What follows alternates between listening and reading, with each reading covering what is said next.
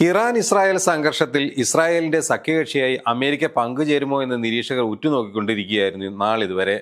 2 ദിവസം മുമ്പാണ് American president Donald Trump നയതന്ത്രത്തിനു വേണ്ടി 2 ആഴ്ച നീക്കിവെക്കുമെന്നും അതിനുശേഷമേ ഇറാനെ സൈനികമായി സഹായിക്കുമോ ഇല്ലയോ എന്ന് തീരുമാനിക്കുമെന്നും പറഞ്ഞിരുന്നത്. എന്നാൽ ഇവന്റെ ഫോഡോ, നാതൻസ്, ഇസ്ഹാൻ ആണവ നിലയങ്ങൾ ബോംബുകൾ വർഷിച്ച് പൊടുന്നനെ അമേരിക്ക രംഗപ്രവേശനം നടത്തിയ സാഹചര്യമാണ് നിലവിലുള്ളത്. 3 നിലയങ്ങളിലും ബോംബുകൾ വർഷിച്ചെങ്കിലും ഫോഡോ തകർക്കുക എന്നത് ഒരു പ്രാഥമിക യുദ്ധലക്ഷ്യങ്ങളിൽ ഒന്നാണ് ഇസ്രായേൽ അമേരിക്കയിലൂടെ ഇപ്പോൾ നേടിയെടുത്തത്.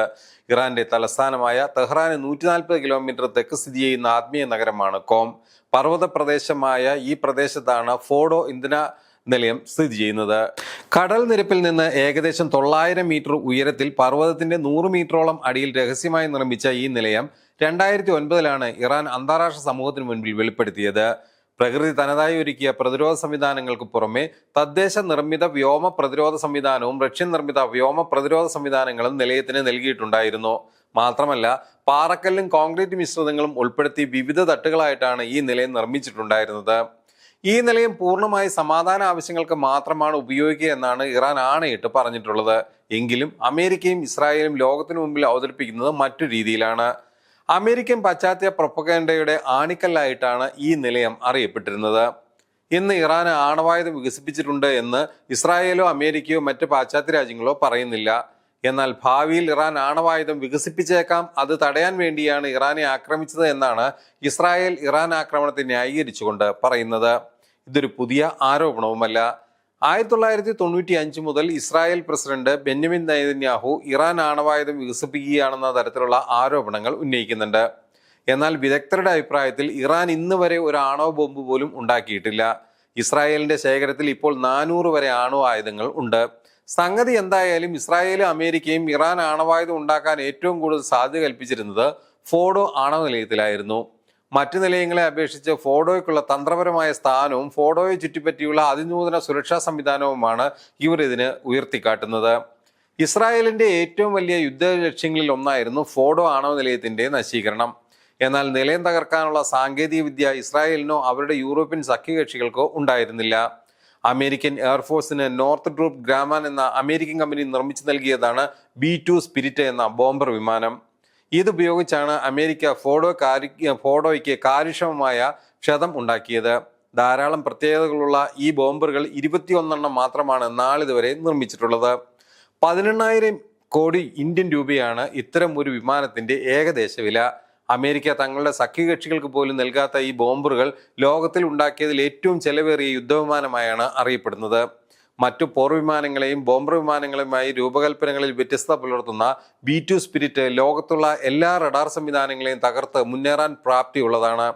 അത് മാത്രമല്ല, നൂതന സുരക്ഷാ സംവിധാനങ്ങളുള്ള ഫോഡോ ആണവ നിലയത്തിനെ നശിപ്പിക്കണമെങ്കിൽ ബങ്കർ ബ്ലസ്റ്റർ അഥവാ ഭൂഗർഭ അറകൾ തകർക്കുന്ന ബോംബുകൾക്ക് മാത്രമേ സാധിക്കുമായിരുന്നുള്ളൂ. ഹിസ്ബുള്ള തലവൻ ഹസൻ നസ്രള്ളയെ വധിക്കാൻ ഇസ്രായേൽ ഉപയോഗിച്ച ബ്ലൂ 109 എന്ന പേരിൽ അറിയപ്പെടുന്ന ബങ്കർ ബ്ലാസ്റ്റർ ബോംബിന് വെറും 6 മീറ്റർ താഴെയുള്ള ഭൂഗർഭ നിലയങ്ങൾ തകർക്കാനുള്ള ശേഷി മാത്രമേ ഉള്ളൂ.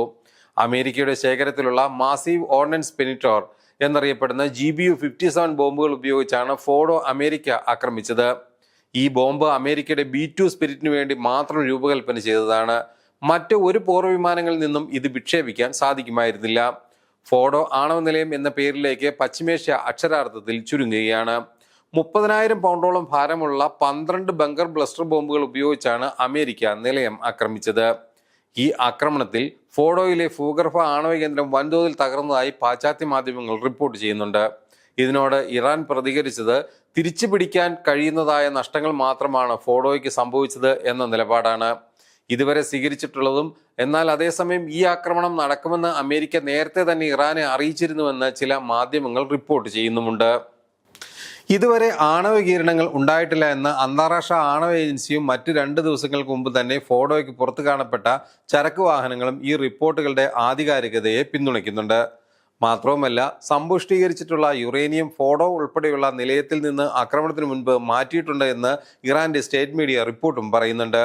മറ്റൊരു കാര്യം, അമേരിക്ക ഉപയോഗിച്ച GBU-57 ബോംബിന്റെ പ്രഹരശേഷി സാധാരണയായി 60 മീറ്റർ വരെ മാത്രമാണ്.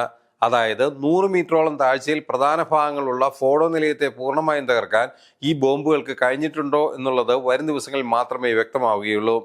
നിലയത്തിന്റെ യഥാർത്ഥ ചിത്രം ജനസമൂഹത്തിന് മുമ്പിൽ ഇല്ലാത്തതിനാൽ ബോംബുകൾ കൃത്യമായി എവിടെയെല്ലാം ബാധിച്ചു, എത്രമാത്രം തകർത്തു എന്നത് ഇപ്പോഴും അനിശ്ചിതത്വത്തിലാണ്.